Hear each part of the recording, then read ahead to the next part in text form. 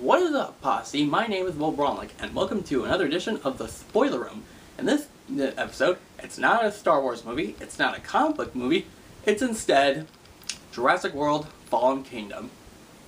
I told you guys that there was going to be a bad movie week, but due to scheduling conflicts, that's going to be moved to next week, officially.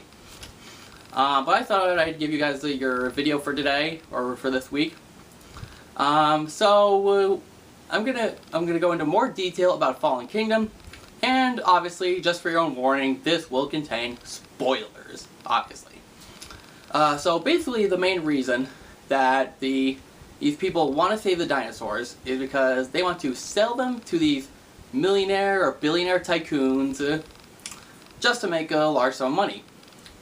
Which raises some questions in all honesty. Like, why does this person want a dinosaur? Where will they put it? What will they feed it? I know that sounds like I'm nitpicking a little bit, but that just seems to make me kind of curious. It's basically just the Lost World all over again, and we all know how not good of a movie that was. But they needed Blue, the raptor in particular, since she's the second most intelligent species on Earth, and that she's the last of her kind, but they needed her blood to help make the Indoraptor, which is the newest creation that these scientists have decided to make, led by Henry Wu. It's supposed to be a predecessor to the Adamus Rex, which I was kind of disappointed by design-wise, because it basically just looked like a giant raptor. Nothing really original. But I liked some of the traits that they gave it.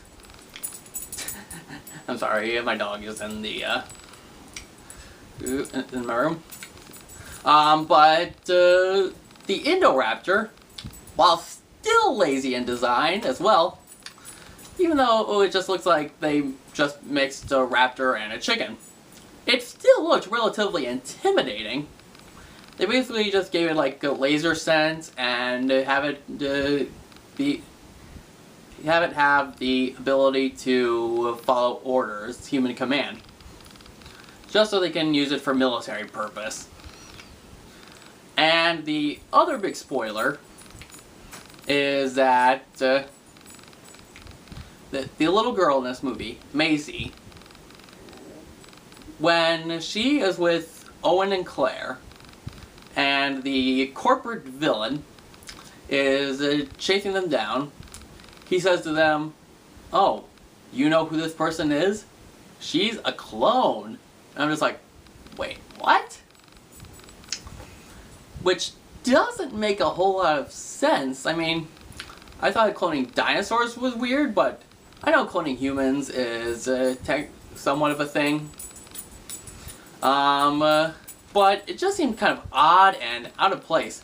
And some of the characters in this movie just weren't that impressive. I didn't like the changes they made to Owen's character in particular, because in the first movie, he was a guy who was dedicated to training and protecting the raptors.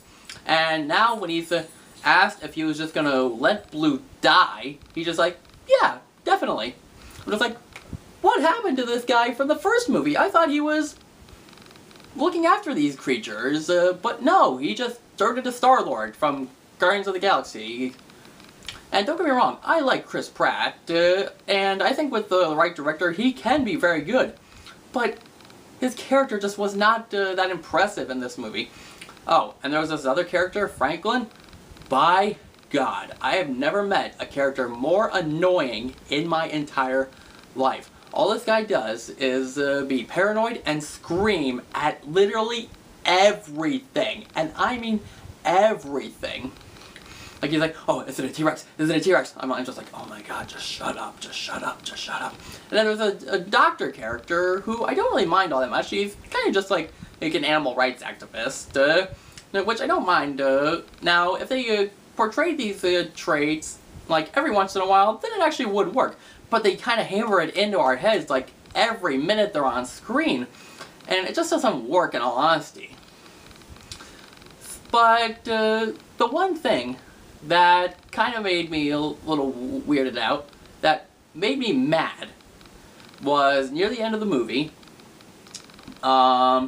and they had a choice of letting the dinosaurs die because there was a gas leak, or they can let the dinosaurs out into the world, which would obviously create utter chaos. And Claire thought it would be a good thing to just let the past die and just let these dinosaurs get killed off. And I was thinking to myself, you know what, I'm glad that this movie has the balls to actually do something that I don't think any of the other Jurassic movies would be able to do, and I was going to give them a lot of credit for that. But then Maisie, the girl, lets the dinosaurs out, and what was the reason for it? She says, "Oh, I had to. They're alive, like me." Which makes no sense because A, she's a clone, so would you really count her as alive? Next thing you know, somebody's going to be commenting on this video saying, #CloneLivesMatter. And second, letting dinosaurs out onto the world means that they're going to kill people, like you! And basically this whole, the whole world just became the world of Pokemon, in all honesty, since... I'm sorry if it looked like I was going on a little bit of a rant there. I just had, like, so much frustration of this movie, and in all honesty, I felt like my grade probably should have been a little bit lower than that, a B-. I think I could probably switch it to, like, a C or something.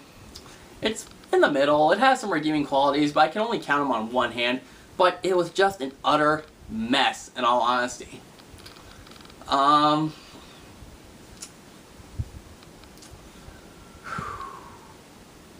So yeah, I was not a fan of this movie, honestly.